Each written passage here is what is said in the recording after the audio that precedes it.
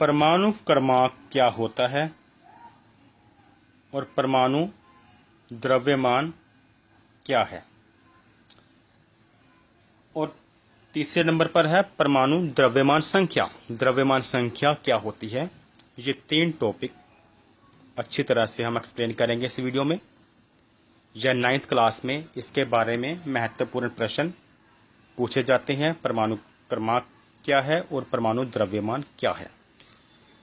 परमाणु क्रमांक, जिसे इंग्लिश में हम कहते हैं एटॉमिक नंबर।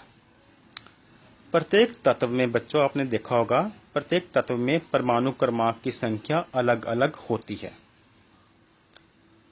अगर आपको कंफ्यूजन है कि ये तत्व क्या होते हैं तो मैं आपको बताता हूं। एक ही प्रकार के परमाणुओं से मिलकर बना पदार्थ तत्व कहलाता है। एक ही प्रकार के परमाणुओं से मिलकर बना पदार्थ तत्व कहलाता है। जैसे हाइड्रोजन, हीलियम, लिथियम, ये सभी एक ही प्रकार के परमाणुओं से मिलकर बने होते हैं, तो जिन्हें हम तत्व कहते हैं। तो रेड लाइन आप द्वारा रीड कीजिए। प्रत्येक तत्व में परमाणु क्रमांक की संख्या अलग अलग होती है और किसी तत्व का परमाणु क्रमांक उसके तत्व के नाभिक में स्थित प्रोटॉन की संख्या के बराबर होता है। इसे हम डायग्राम से एक्सप्लेन करते हैं।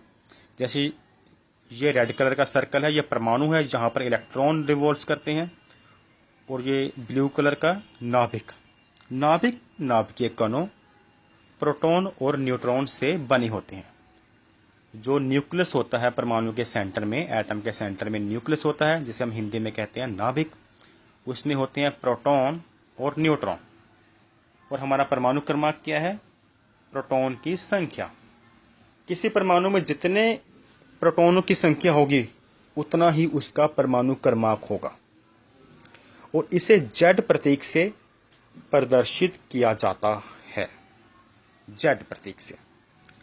अब एक और इंटरेस्टिंग चीज, अगर परमाणु पर कोई आवेश ना हो, मतलब उसमें जितने प्रोटॉन हैं उतने ही इलेक्ट्रॉन हो, तो फिर ये तीन चीजें इक्वल होंगी।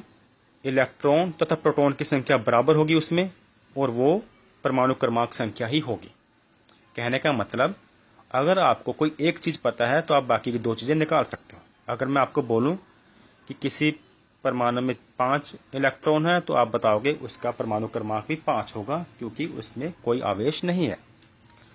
अब बात करते हैं परमाणु द्रव्यमान की, एटॉमिक मास। जो परमाणु द्रव्यमान है, मतलब उसका भार, वैज्ञानिकों ने उसकी तुलना कार्बन के परमाणु को बेस रख के की है। यानी कि जो परमाणु कार्बन का परमाणु होता है, उसके 12वें भाग से उन सब बाकी सब परमाणुओं की तुलना की गई है। परमाणु कार्बन के 12वें भाग से, जो उसका 12वां भाग होगा, उससे सभी परमाणुओं की तुलना की गई है कि वो परमाणु उससे कितने ज्यादा भारी हैं, कितने गुना भारी हैं। उसे परमाणु द्रव्यमान हम कहते हैं।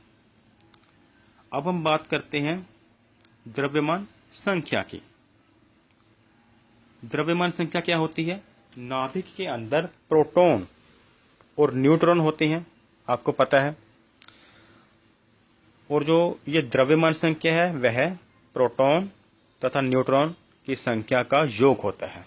अगर हम किसी परमाणु के प्रोटॉन और न्यूट्रॉन की संख्या को प्लस कर लें तो हमें द्रव्यमान संख्या उसकी पता लग जाएगी। इन तीनों टॉपिक में अगर कहीं आपको कंफ्यूजन हुआ हो तो इसके लिए हम शॉर्ट में आपको बताते हैं। परमाणु क्रमांक हमने किया था प्रोटॉन की संख्या, और इसे Z प्रतीक से प्रदर्शित किया जाता है। परमाणु द्रव्यमान यानी कि किसी भी परमाणु का भार, जिसका संबंध वैज्ञानिकों ने कार्बन के 12वें भाग से वह कितना गुना है उससे किया गया है। कार्बन के 12वें भाग से वो परमाणु कितना गुना भारी है। और जो द्रव्यमान संख्या का मतलब है प्रोटॉन तथा न्यूट्रॉन की संख्या का योग, जो नाभिक में होते हैं, और इसे A प्रतीक से प्रदर्शित किया जाता है। तो बच्चों, अगर आपको कोई भी वीडियो 9th क्लास की देखनी हो तो आप डिस्क्रिप्शन के लिंक से देख सकते हैं। So thanks for watching.